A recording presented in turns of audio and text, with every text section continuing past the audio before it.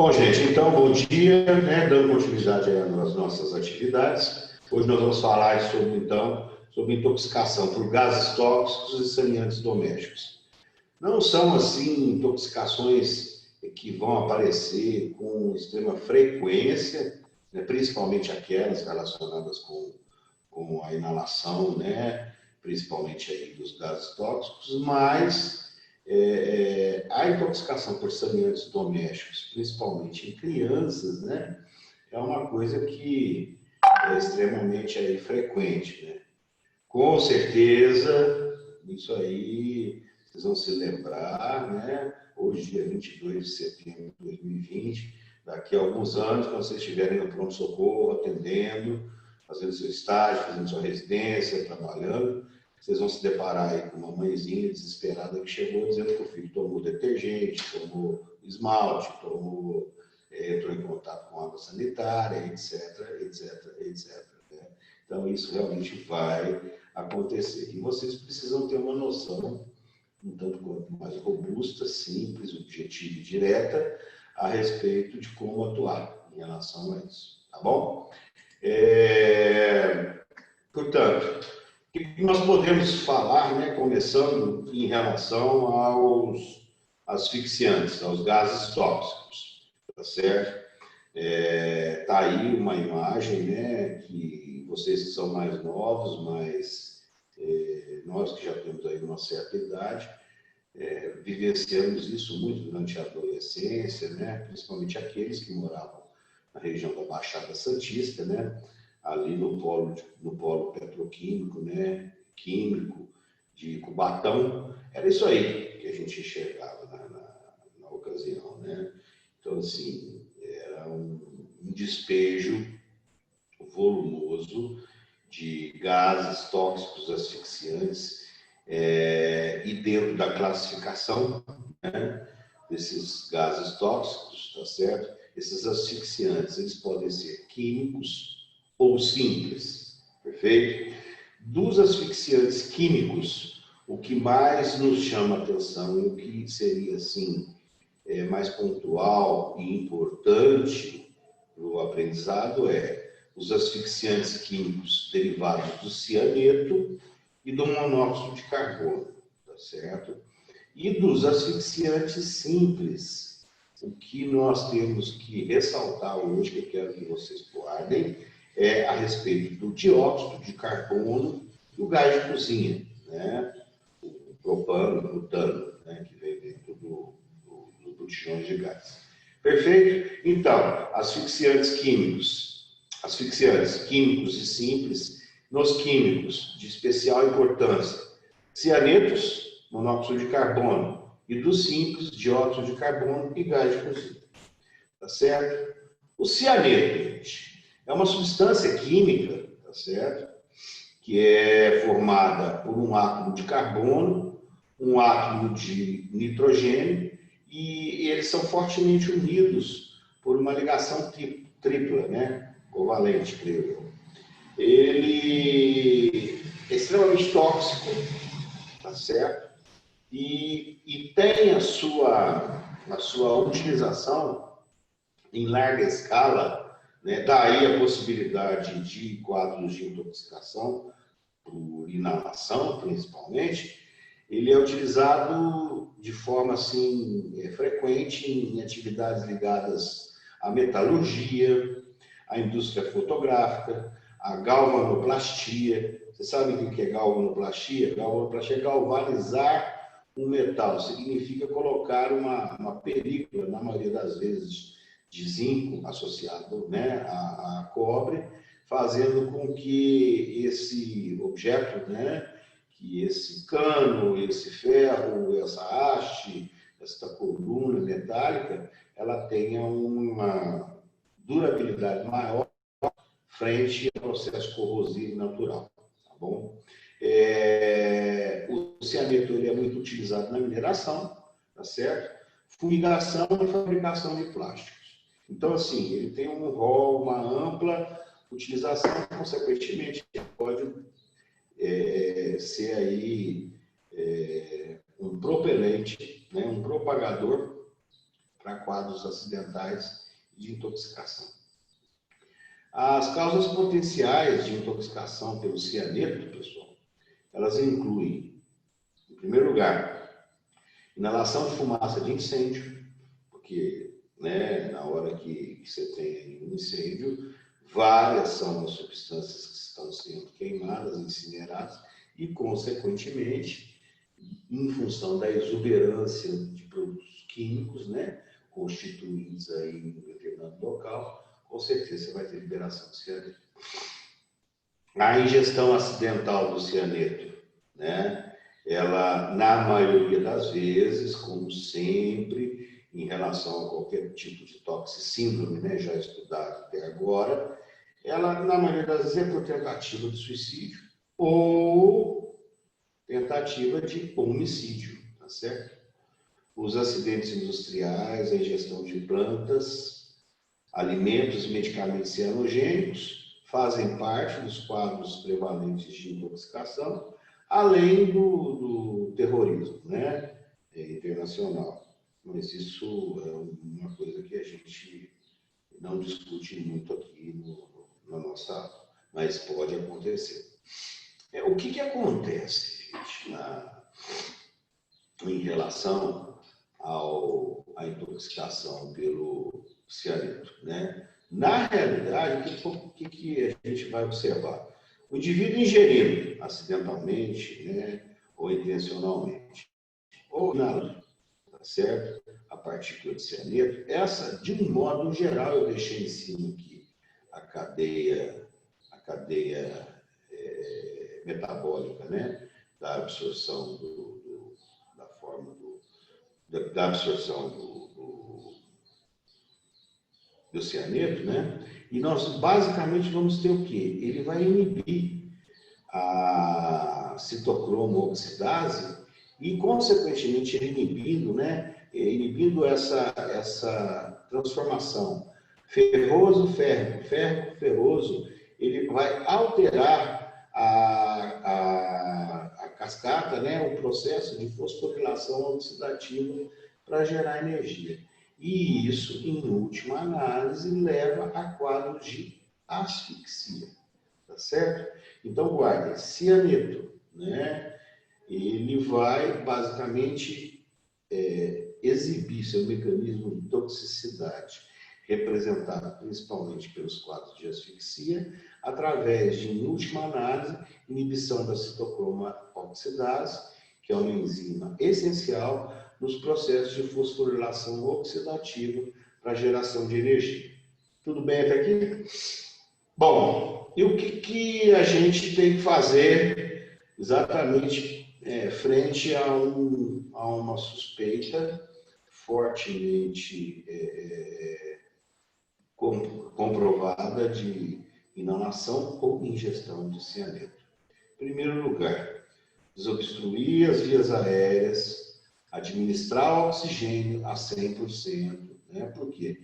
Nós precisamos enriquecer o ambiente com oxigênio exatamente para que essa fosforilação oxidativa que está sendo inibida através do bloqueio da ação da citocromo oxidase pelo cianeto, que o organismo tenha tempo de reverter essa situação.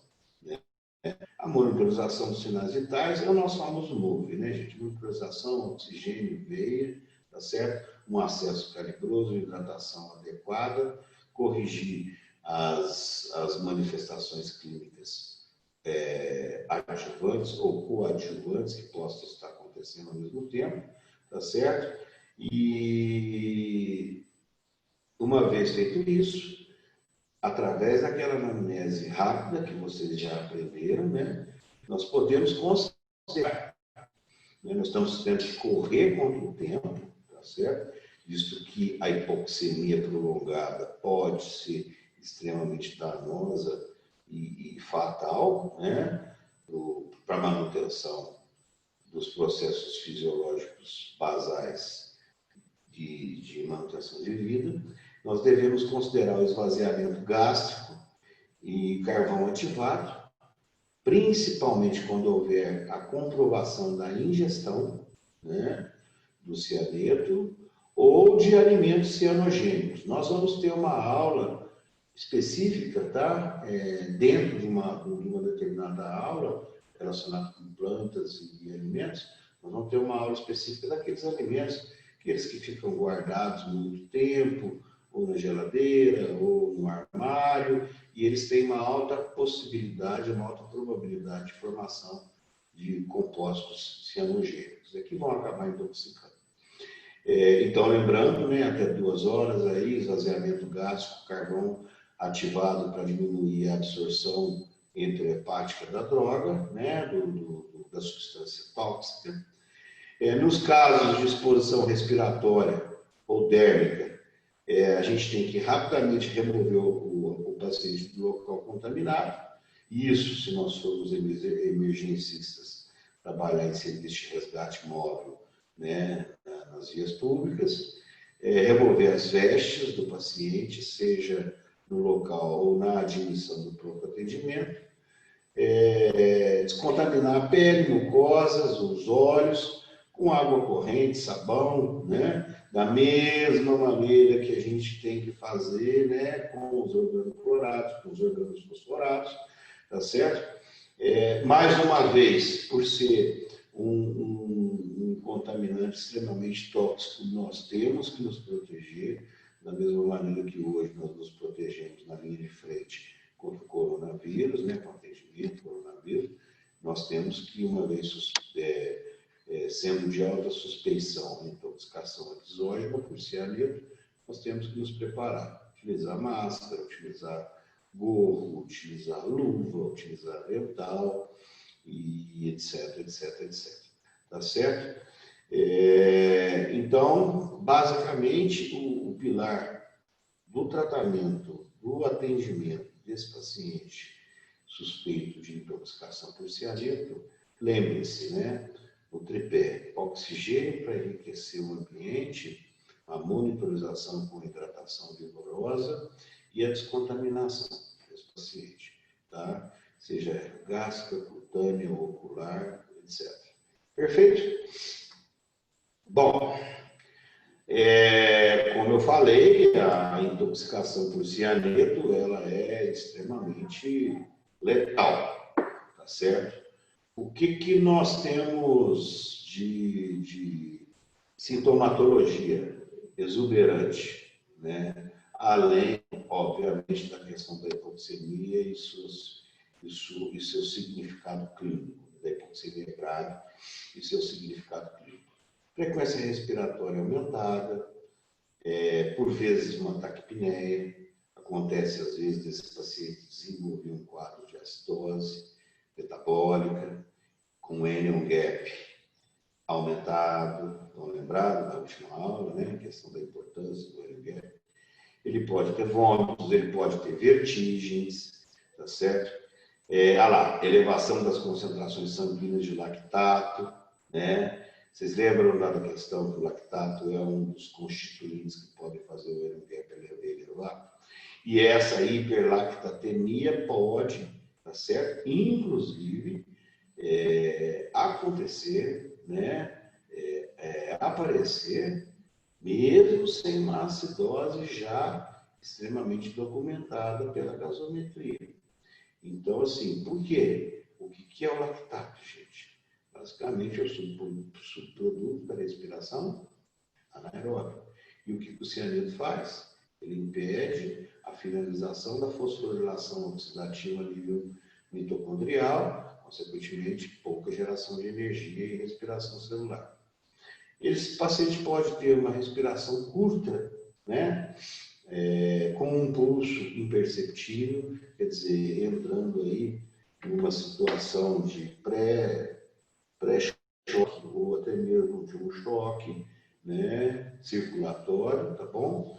Ele pode ter aí, a aula lá de reflexos pupilares, ele pode ter um reflexo pupilar ausente, consequentemente, quando você vai fazer a pontuação pela escala de Glasgow, quando você descer a avaliação pupilar, você vai ter uma subtração mineral aí que pode inferir uma maior gravidade para esse paciente em relação aí ao nível de consciência, né? Bom, existe uma situação relacionada ao tratamento, né? Além das medidas gerais de descontaminação, de eliminação, né? Que eu falei no slide anterior, é muito comum, né, de acontecer pacientes que dão entrada em pronto atendimento com altos níveis pressóricos. Vocês vão estudar isso no ano que vem, na disciplina de UE2, talvez seja eu que dê essa aula. O paciente utiliza uma droga, tá certo? Ou até mesmo os pacientes que estão internados em unidade de terapia intensiva, em função de emergências hipertensivas e ou outras causas, eles usam uma droga que nós denominamos de nitroprusiato de sódio, nome comercial Nipride, tá certo? O uso prolongado de Nipride pode levar a uma intoxicação por ferrocianeto, tá certo? Pelo cianeto, levando ao quadro, né, com essa sintomatologia aí ao lado, tá bom? Nesses casos, mediante as evidências de intoxicação pelo uso prolongado, nós temos aí 2 antídotos que vocês devem guardar, tá bom? O primeiro é a hidroxicobalamina, tá? Que tem que ser feita a título de curiosidade em 15 minutos, 100 miligramas de mililitro de soro glicosado, ou um outro antídoto, né, específico para intoxicação por ferrocianeto, é o tiosulfato de sódio, tá bom? Também administrado em 15 minutos, na dose de 12,5 gramas e 50 ml de soro glicosado, tá? A utilização da hidroxicobalamina do tiosulfato de sódio, ela não somente é eficaz para antagonizar os efeitos da infusão do nitroprusiato de sódio, como para demais outras também intoxicações por ferrocianeto, né, por cianeto, oriundas aí da inalação ou da deglutição, né, da substância, tá certo? Então, lembrar que existe um antídoto, existem 2 antídotos específicos para intoxicação por ferrocianeto. O primeiro é a cianocobalamina, né, a hidroxicobalamina, e o segundo, o tiosulfato de sódio. Perfeito? Bom, então, em relação à questão do cianeto, era isso que eu tinha para falar. O segundo gás, né, importante, dentre os asfixiantes, é o monóxido de carbono, tá bom? Todo mundo já sentiu o cheirinho do monóxido de carbono, é aquilo que é o resultado da combustão, né, de combustíveis fósseis, principalmente a gasolina, o óleo diesel, tá certo? Além de outras produções industriais, né, que podem acontecer.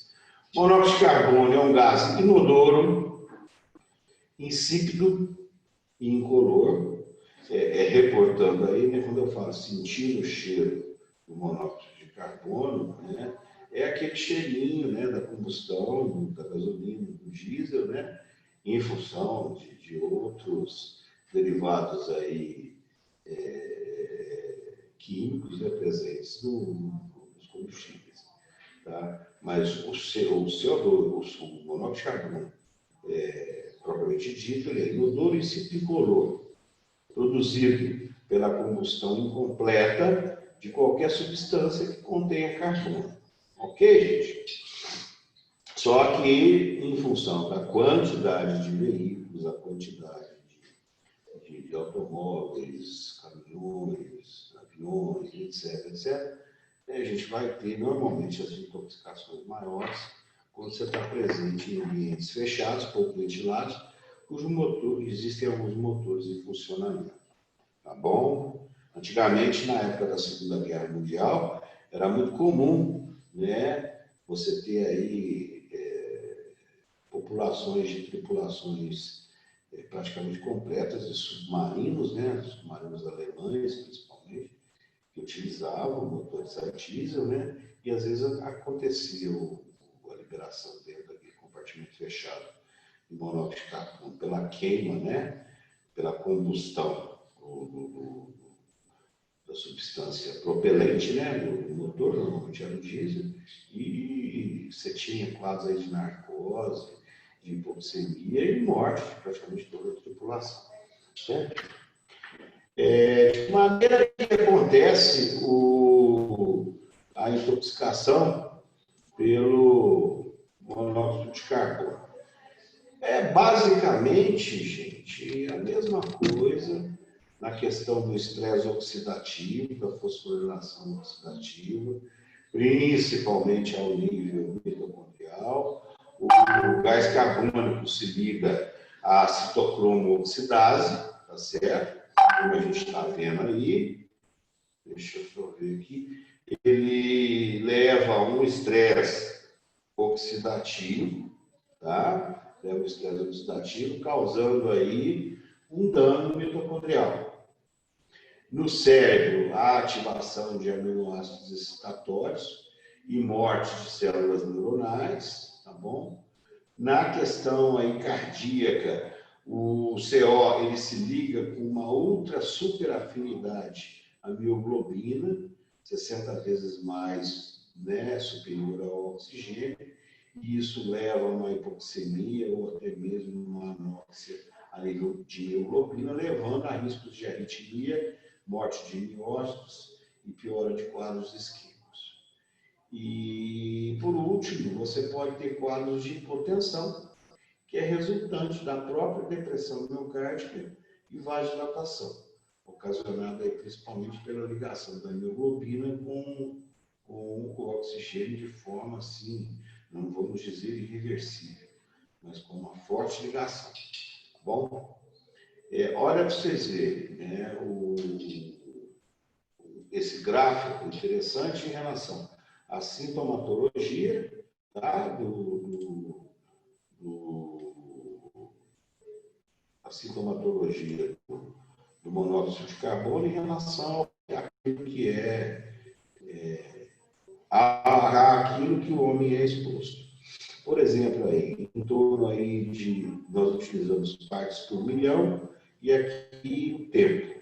Normalmente, a paciente aí com 3.200 partes por milhão por aproximadamente 2 minutos, ele começa a ter dor de cabeça. 6.900 ele vai para torturas, né? Isso em 2 minutos.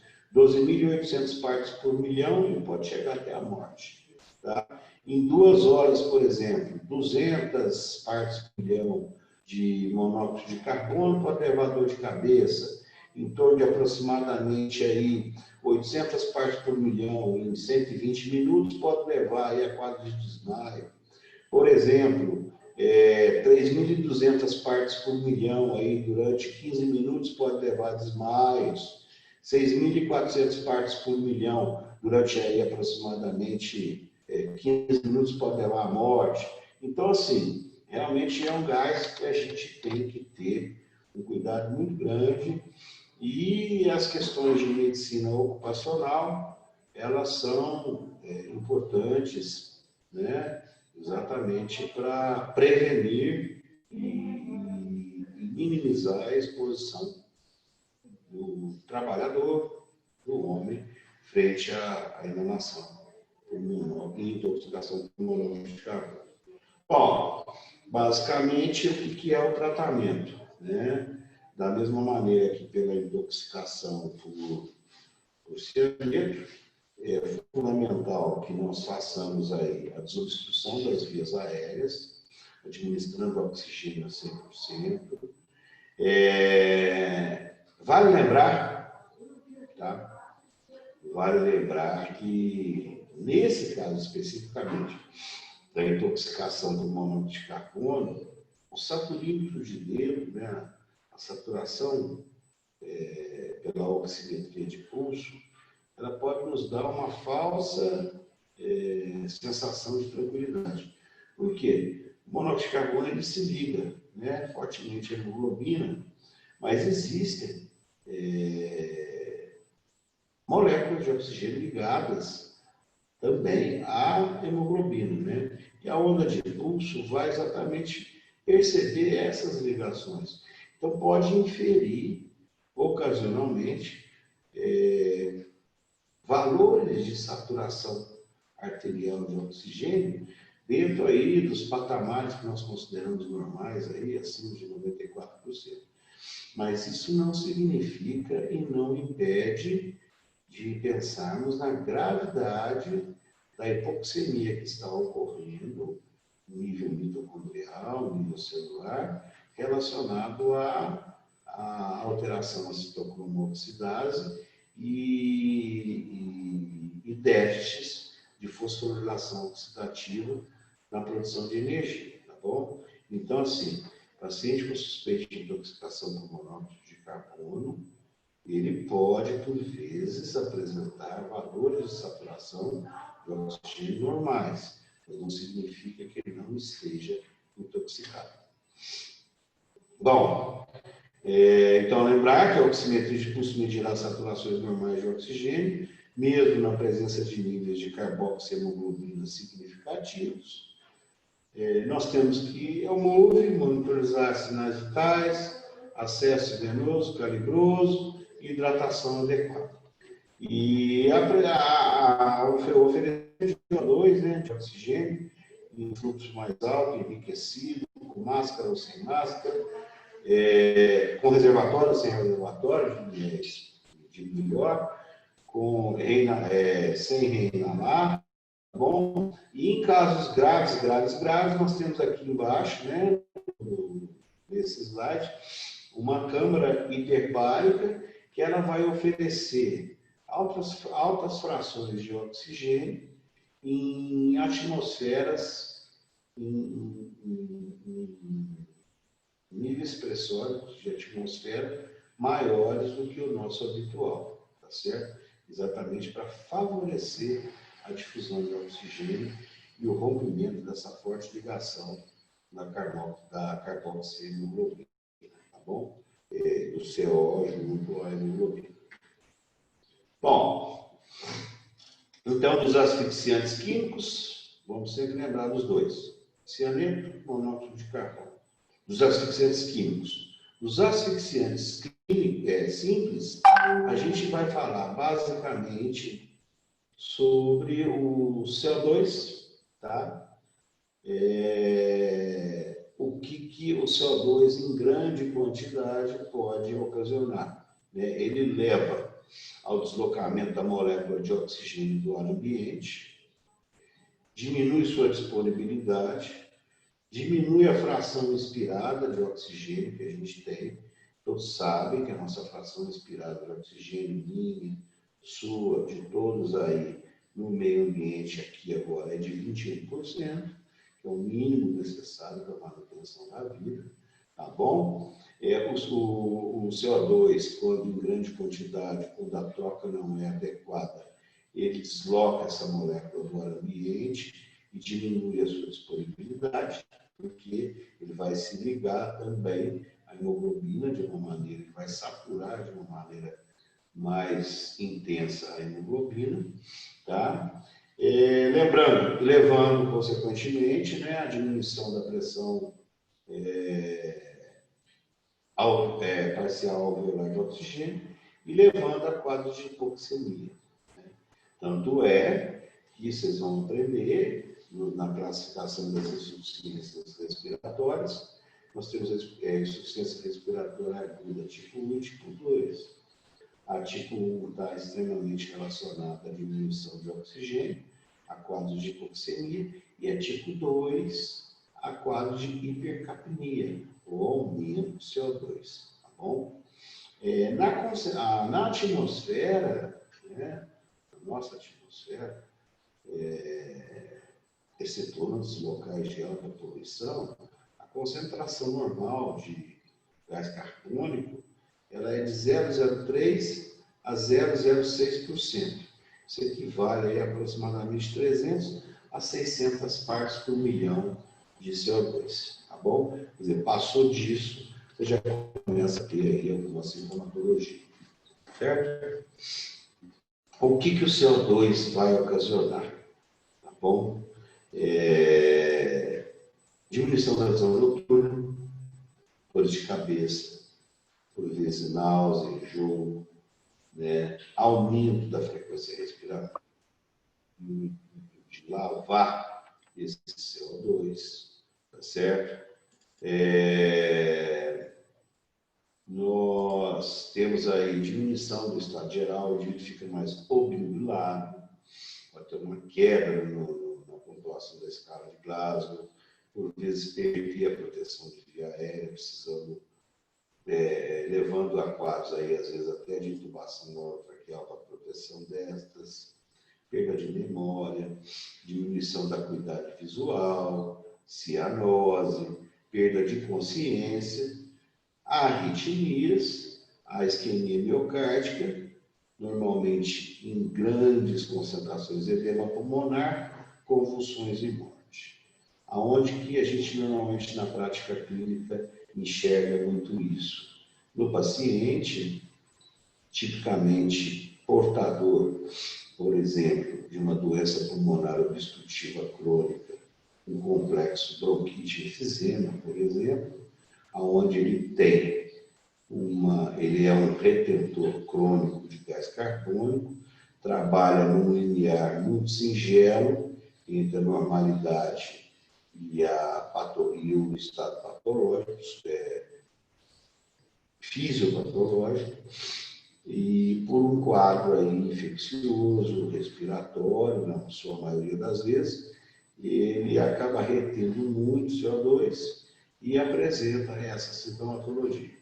Por vezes precisa de ventilação invasiva para poder restaurar os níveis fisiológicos de gás carbônico, os quais eram habituais para ele antes do quadro infeccioso.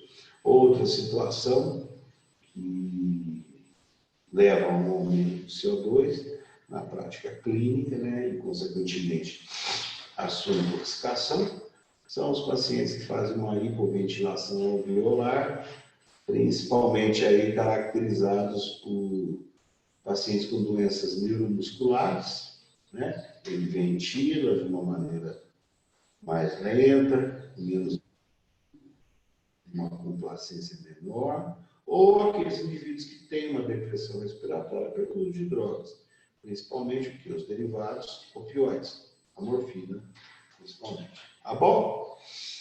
Bom, mesma coisa, gente. Gases é oxigênio. Lembra-se, educação por gases, pilar de tratamento. Oferecer oxigênio nas suas principais formas e indicações.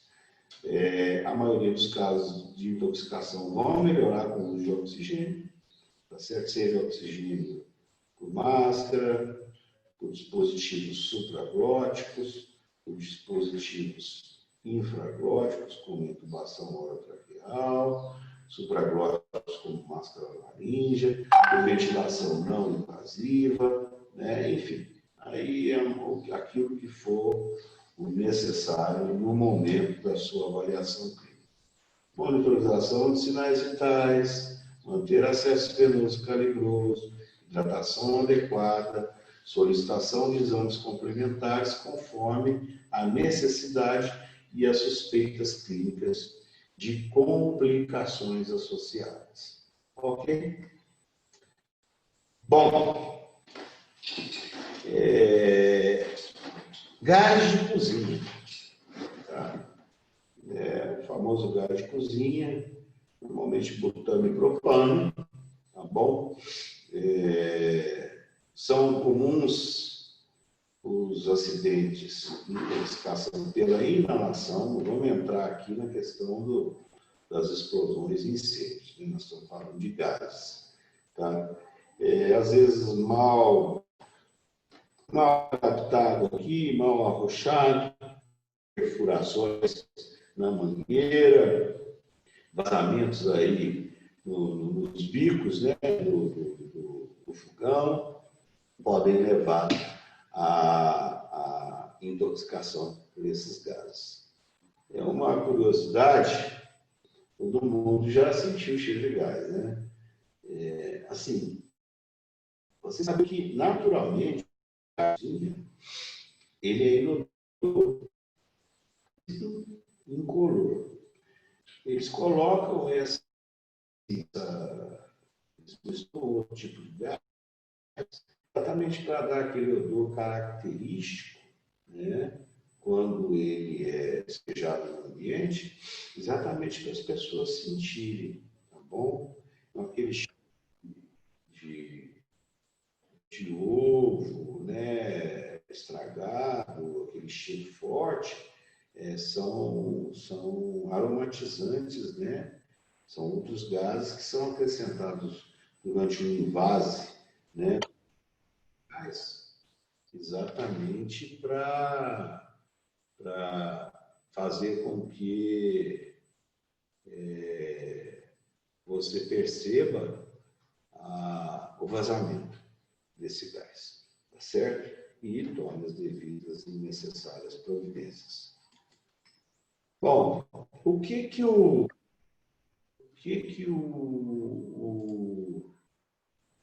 a intoxicação pelo gás de cozinha fazem, tá? Na maioria das vezes, ele vai levar ao deslocamento de oxigênio da atmosfera, né, levando a uma diminuição da pressão parcial de oxigênio alveolar e hipoxemia.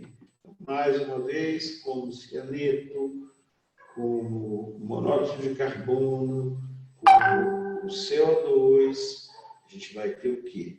Quadros de hipoxemia relacionados ou com a questão da produção inicial de energia intracelular ou a ligação do oxigênio na corrente sanguínea, nos pulmões e alterações, diminuições na eficácia da própria gasosa, tá certo?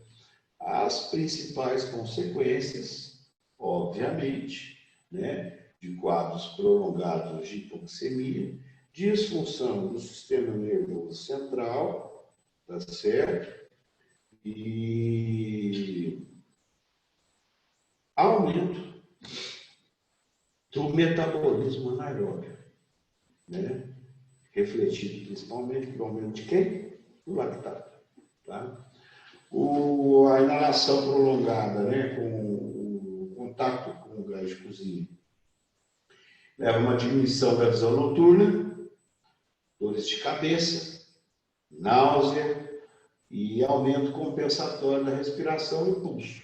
Quer dizer, são respostas fisiológicas na tentativa de eliminar o contaminante do organismo, né? Além disso, tá certo? Nós vamos ter aí diminuição do estado de alerta, tá? Sonolência, tonturas e fadiga. Por vezes, a euforia e perda parcial da memória temporária, tá bom? Diminuição da acuidade visual, cianose e, quando muito tempo prolongado, você tem aí o desfecho clínico representado, infelizmente, pela morte, né? É complicado, tá? Sim, nesses anos todos de formado, graças a Deus, eu nunca tive que assinar nenhuma atestado de óbito, de morte por intoxicação por gás de cozinha.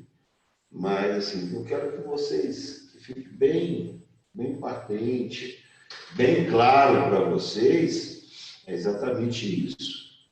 Intoxicação por gás, sempre lembrar e pensar como eu vou melhorar o oferecimento de oxigênio, como que eu vou enriquecer, né, de oxigênio este indivíduo que está na minha frente, intoxicado, seja por cianeto, monóxido de carbono, dióxido de carbono ou gás de cozinha, tá? É isso, gente. Não tem segredo, tá bom? E aí, com toda a base que eu estou passando para vocês, do PLS, das questões de avaliação do coma, do grau, do nível de consciência, da necessidade de determinados exames, vocês vão, com certeza, ter aí vão poder fornecer, aliás, uma boa assistência a esses pacientes. Oxigênio, né? Acabei de falar, tá certo? Então é isso. Em relação aos gases, né? Eu quero então que vocês tenham em mente esses 4 tipos que eu coloquei, tá? Que sem sombra de dúvida vão ser os mais frequentes. É claro que existem outros e outras situações as quais vocês podem se deparar, mas de um modo geral, se você estabiliza o doente, se você oferece oxigênio suplementar, seja de forma invasiva ou não invasiva, se você mantém a hemodinâmica desse paciente adequada, tá certo? Independentemente do gás do qual ele teve contato, você vai conseguir, no mínimo, ganhar tempo e manter, né, de forma avançada ou básica a vida desse doente, até que o antídoto ou o esclarecimento diagnóstico seja definitivamente comprovado. Bom, os nomes sanitários, né, os saneantes domésticos, né? Como eu disse no começo da aula, é uma gama extremamente variado, né? Tem de todo tipo, cor, gosto, cheiro, para vontade de qualquer um, desde limpa prato, a removedor de tinta, a antissépticos, a água sanitária, a constituintes, ácidos constituintes alcalinos, tá certo? Infelizmente, eles são envasados, em sua maioria, em estruturas bonitinhas, chamativas, com cores bonitinhas, quer dizer, é um prato cheio para a criança, né? Na sua mais tenra idade, na fase do seu desenvolvimento sensorial e perceptivo, ele vê uma coisa bonita lá, ele acha que é bom, ele vai beber ou ele vai cheirar, né? Enfim, é representado, então, principalmente por cáusticos, alcalinos e ácidos, desinfetantes e antissépticos, naftalina, paradiclorobenzeno, solventes, ceras e polidores. Ou seja, é o dia a dia aí que se utiliza para limpeza. Tá bom? Então, do ponto de vista conceitual, o que são domes sanitários?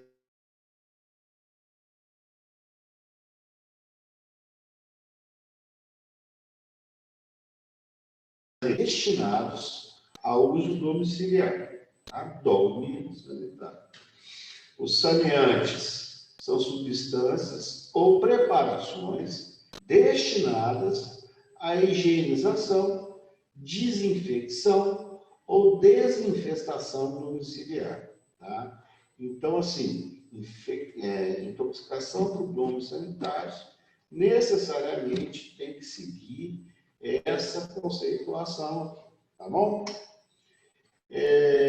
Aqui um exemplo porque normalmente as principais complicações relacionadas aí às intoxicações por domes sanitários, gente, elas vão estar relacionadas com o pH dessa substância. Quanto mais ácido ou quanto mais alcalino, né, for essa substância, maiores vão ser os efeitos tóxicos, tá bom? Então, assim, lembrar que a pedra angular das intoxicações por domes sanitários, elas vão exibir a sua gravidade, seja por uma alta alcalinidade ou uma alta acidez, né? Ou seja, pHs muito abaixo de 7,35 ou pH muito acima de 7,45.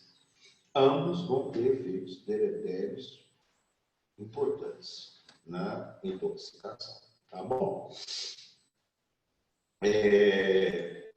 De um modo geral, né, o que nós vamos ter quando se ingerem, né, esses corrosivos, sejam corrosivos ácidos ou alcalinos, tá certo? Principalmente, né, em grande quantidade, seja em adulto ou em criança. O indivíduo pode ter chiado no peito, né, semiologicamente denominado como sibilos. Ele pode ter taquipneia, ele pode ter dispneia, né, representada pelo cansaço. Ele pode apresentar vômitos pela irritação gástrica, ele pode apresentar salivação excessiva, né, a cianoreia, tiarismo. Ele pode apresentar lesões ou úlceras orais, tá? E isso, em última análise, pode levar a quadros de pneumonia importantes, tá certo? Em função, pneumonias químicas, em função do desenvolvimento de fístulas tráqueo-esofágicas e de esofagite, né? Quer dizer, é o meio condutor do corrosivo que foi ingerido. Então, consequentemente, o trato digestório vai ser extremamente prejudicado. Então, assim, que fique marcado para vocês, né? Da mesma maneira que eu coloquei para os gases, tá certo? Sintomatologia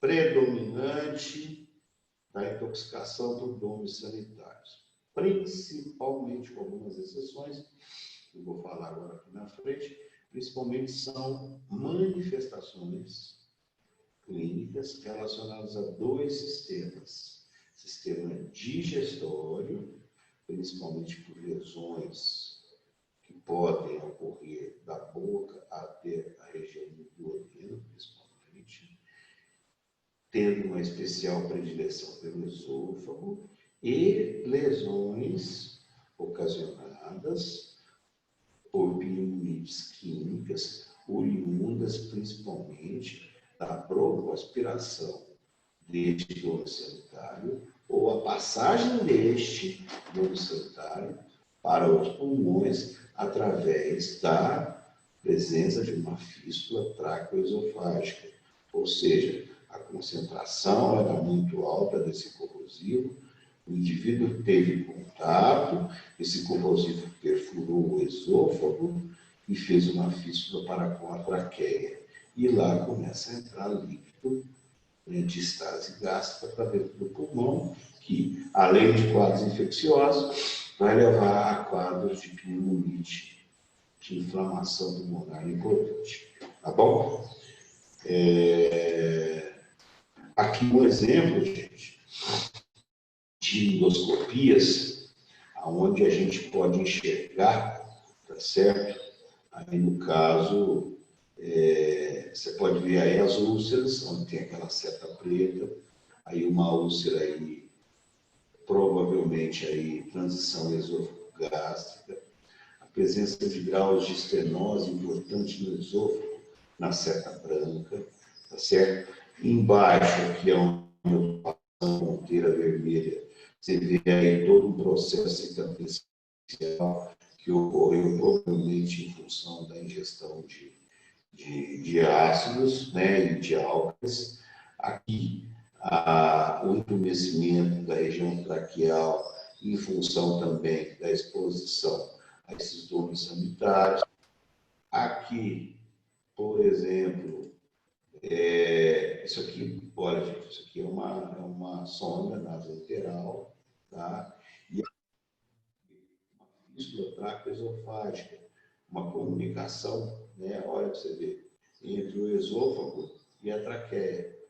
Provavelmente aí exposição prolongada a soda cáustica, por exposição prolongada aí, ácido muriático, enfim. E nesses casos, para a gente poder chegar nessa situação, na maioria das vezes, né, com tentativas de autoextermínio, com o uso desses saneantes, e os senhores vão mais encontrar, senhores e senhoras, vão atender pacientes que fizeram uso de soda cáustica, tá? E, em segundo lugar, ácido muriático, no sentido de tirar a própria veia, tá bom? Continuando, o que nós vamos fazer? Dentre a vigência e a possibilidade aí altamente confirmada, né, com alto grau de confirmação, da ingesta de corrosivos. Mesma coisa, substituir vias aéreas, administrar oxigênio se necessário, monitorização dos sinais vitais, manter acesso venoso calibroso, hidratação, bloqueadores de medicamentos que façam o bloqueio da produção do ácido, de ácidos gástricos, tá certo? Colocar medidas aí que possam exatamente prevenir a broncoaspiração de conteúdo gástrico, proteger via aérea se necessário, se dentro do período aí de 1 a 2 horas confirmada a ingestão, nesse caso, em algumas situações específicas, tá certo? Você pode utilizar aí tamponante, se você tiver certeza que o indivíduo usou um ácido, por exemplo, você pode utilizar aí substâncias que façam a neutralização desse pH ácido, formando sal e água, lembrando que na vigência da intoxicação por álcalis e ácidos, gente, é contraindicado, tá? E fique bem claro, é contraindicado a lavagem gástrica, né, bem como o uso de carvão ativado, porque ela pode exatamente fazer ou com que o dome sanitário corrosivo permaneça mais tempo no estômago, ou que aquela substância alcalinizante, a soda cáustica, por exemplo, ela sofra um refluxo e lese ainda mais o esôfago desse paciente, como nós estamos vendo aqui, com esse médico fazendo uma videoendoscopia, né? Enxergando ali o esôfago do paciente, tá certo? E na fotografia do canto inferior esquerdo, a gente está observando aí exatamente o médico fazendo uma broncoscopia, né? Um broncoscópio, que é uma endoscopia das vias aéreas inferiores, aonde ele vai enxergar a possibilidade do aparecimento de fístulas tráqueo-esofágicas. Tá certo?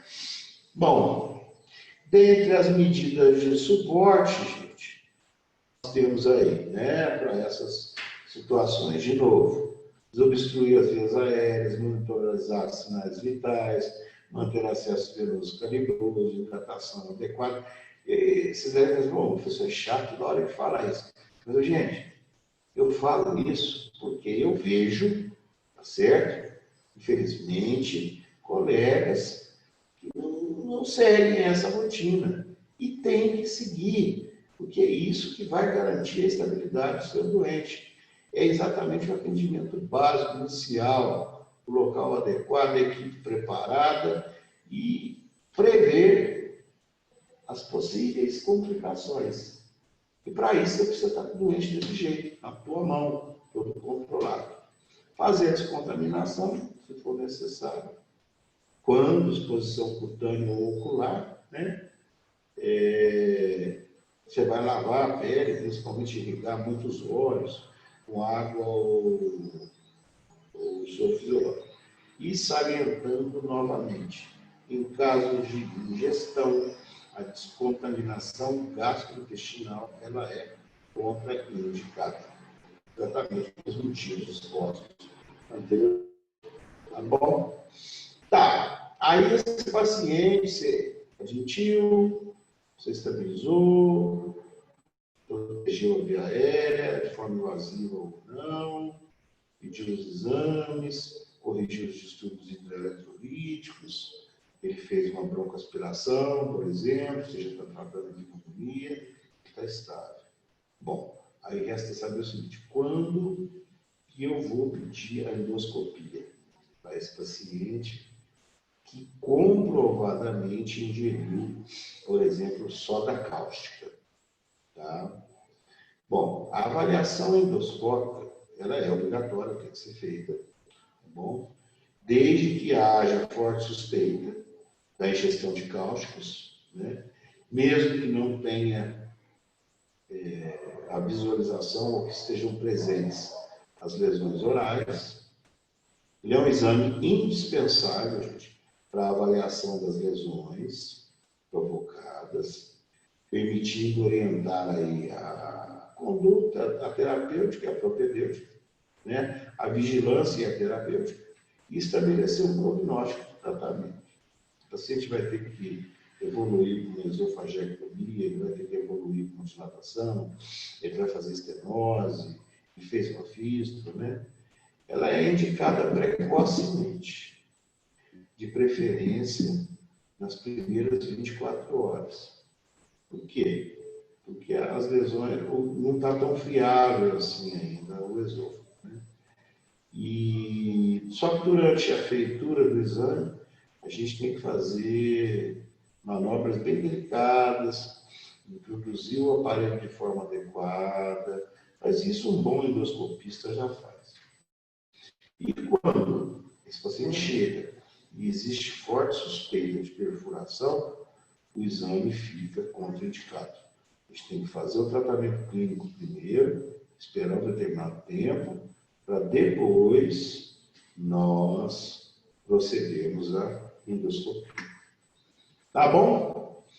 Então, em relação a corrosivos, era isso que eu tinha que falar, né? Lembrando aí dos principais alvos de sintomatologia gastrointestinal e pulmonar.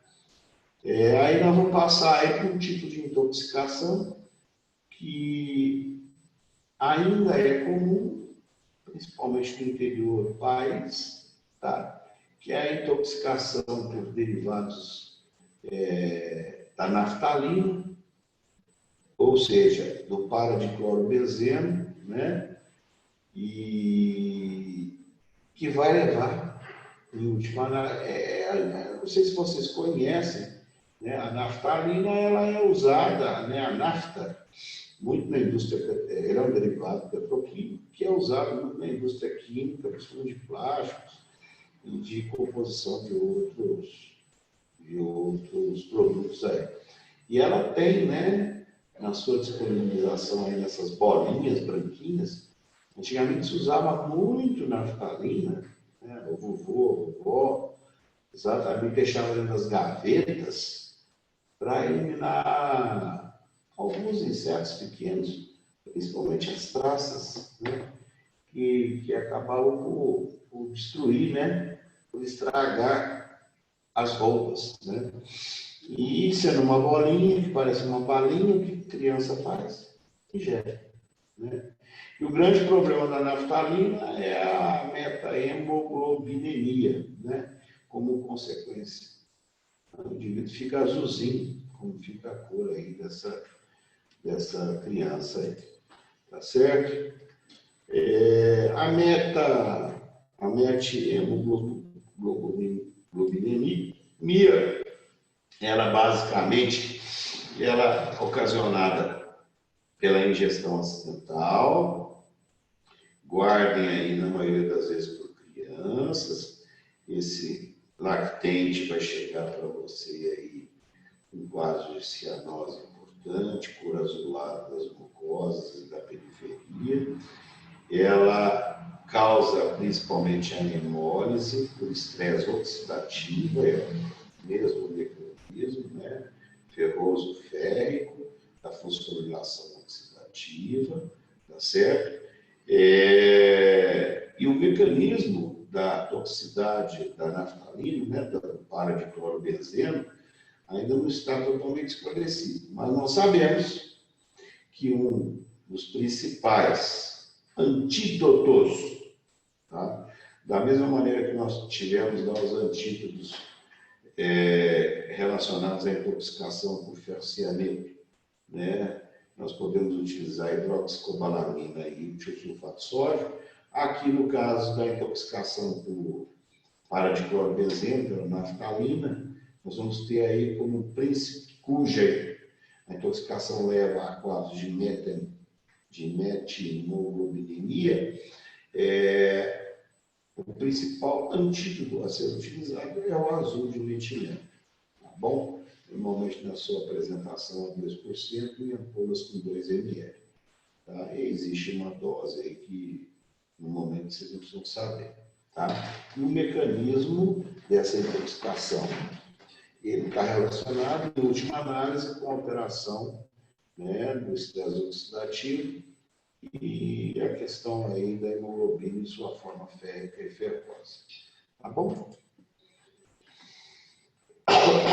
Os pilares do tratamento, né, pela intoxicação, tratar todas as manifestações clínicas, monitorização, oxigênio, veia calibrosa, ambiente adequado, exames necessários, tratar a sintomatologia coadjuvante, né, tirar, após instituir o suporte geral, tentar fazer a absorção do tóxico, se chegar a tempo, você pode utilizar aí, por exemplo, o carvão ativado. Aumentar a eliminação desse tóxico, se for possível, através de laxativos ou extração por hemodiálise, né, ou hemoperfusão. E neutralizar a ação tóxica, quando existe o fármaco adequado. E no caso aí do paradiclorbenzeno, da naftalina, nós sabemos que é o azul de metileno, tá bom? Aí está aí o azul de metileno, né, que nós vamos utilizar. É uma droga barata, de fácil, de fácil aquisição, de fácil acesso. A hemólise, ou metemoglobinemia, geralmente torna-se clinicamente evidente após 24 a 48 horas da exposição inicial, tipicamente no terceiro dia, que fica bem claro, né, a exposição. Isso acontece principalmente porque se precisa de um tempo necessário para que o naftaleno seja biotransformado, né? Os principais sinais e sintomas dessa hemólise e meta ou metemoglobinemia, elas são inespecíficas e incluem taquicardia, taquipneia, falta de ar, dispneia, fraqueza generalizada, diminuição de tolerância ao exercício físico e hiperestabilidade do sistema nervoso central. Desculpa. Como que o azul de metileno ele age? Ele reduz. Ele é reduzido em leucometileno, né, na presença de NADPH, e forma a metemoglobinorredutase. Esse nome até hoje é difícil de falar. Metemoglobinorredutase, que posteriormente vai reduzir a metemoglobina em hemoglobina. Ou seja, o azul de metileno vai quebrar, né, a via final da formação da metemoglobinemia, através da ação da metemoglobinorredutase. Tá certo? Então, é um antídoto para esse tipo de intoxicação. Certinho? E era isso, gente, que eu tinha para falar em relação a... Eu falei que era uma aula curta, né? Tranquila, mas eu acho que foi de bom proveito.